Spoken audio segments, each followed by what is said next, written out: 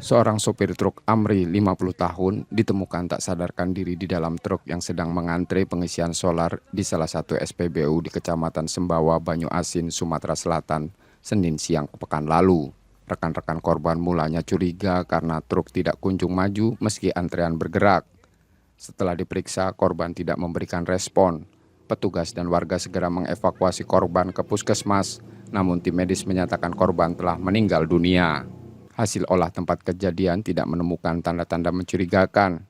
Petugas hanya mendapati beberapa minuman ringan di dalam kabin truk.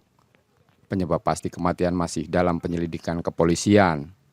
Jenazah korban telah diserahkan pada keluarga dan sudah dimakamkan. Peristiwa ini kembali menyoroti panjangnya antrean solar di sejumlah SPBU yang memaksa banyak sopir truk menunggu berjam-jam bahkan hingga bermalam demi mendapatkan bahan bakar untuk menjalankan aktivitas mereka. Saat dilakukan olah TKP, kendaraan tersebut dalam posisi mengantri BBM di SPBU dan kemudian karena dalam antrian itu mobil ini tidak berjalan dan kemudian teman sesama supirnya melihat temannya ini setelah dibuka pintunya ternyata korban sudah dalam keadaan meninggal dunia akibat kelelahan.